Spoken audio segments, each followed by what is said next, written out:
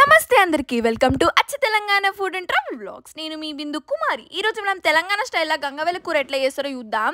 ఇప్పుడు ఎండాకాలం కాబట్టి మంచిగా చలువే చేస్తుంది. దీనిలో మెంతం కూర వేసినాం, మస్తు ఉంటుంది ఇది టేస్ట్ అయితే. ఈ కూర చేసుడైతే మస్తు సింపుల్, ఏమంత టైం పట్టదు. కాకపోతే మనం అంతా కూరగాయలు కోసుకొని అవన్నీ వేసుకుంటే జల్ది అయిపోతుంది, ఏ కూర అయినా అంతే. ఇప్పుడు ముందు రికార్డింగ్లు చేయకపోతుండే, ఇప్పుడు రికార్డింగ్ చేస్తున్నాం కాబట్టి జరంత టైం పడుతుంది కూరలో ఉండడానికి.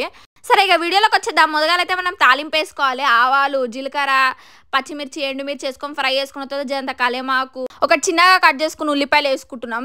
దాని తర్వాత ఎల్లిపాయలు కూడా వేసుకుంటాం. కొంతమంది అల్లం వెల్లిగడ్డ పేస్ట్ కూడా వేసుకుంటారు, కానీ ఇదే స్పెషాలిటీ. మంచిగా ఎల్లిపాయలు వేసుకుంటే మంచిగా టేస్ట్ ఉంటుంది అన్నట్టు. ఇది మంచిగా ఫ్రై చేసుకున్నాం కదా. ఇప్పుడైతే మనం మెంతకూర వేసుకుందాం. ఇలా మెంతకూర వేసుకున్న తర్వాత అది మంచిగా ఫ్లేవర్ వస్తుంది అన్నట్టు. ఇట్లనే వేసుకోండి, ప్రాసెస్ అయితే కరెక్ట్గా ఫాలో అవ్వండి, అప్పుడే టేస్ట్ మంచిగా ఉంటుంది. ఇప్పుడు టమాటాలు వేసుకున్నాం, పసుపు వేసుకున్నాం. ఇప్పుడైతే మనం మెయిన్ ఇంగ్రీడియంట్ గంగమల్లి కూర వేసుకుంటున్నాం. మనం ఏ ఆకుకూరలు వండినా కూడా కోసుకుంటే ఇంతగానం ఉంది అనిపిస్తుంది, కానీ ఉడికినాక కొంచెమే అవుతుంది. అందుకనే ముక్క చూసి మోసపోకండి.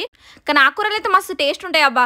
ఇది ఇట్లనే మీరు ట్రై చేయండి, ప్రాసెస్ సూపర్ ఉందని కంపల్సరీ కామెంట్ చేస్తారు మీరు. అందుకనే నేను చెప్తున్నా, 100% షూర్ సూపర్ ఉంటుంది ఇది. అందుకే అందరూ ట్రై చేసి కామెంట్లో చెప్పండి ఎట్లుందో. ఇప్పుడైతే మనం జరంత ధనియాల పొడి, కారం వేసినామా, ఉడికిందా చూస్తున్నారా వీడియోలో, ఇట్లుండాలన్నట్టు. ఇంకేంది, వేడివేడి అన్నం వేసుకొని తినండి. మన గంగవల్లి కూర సూపర్.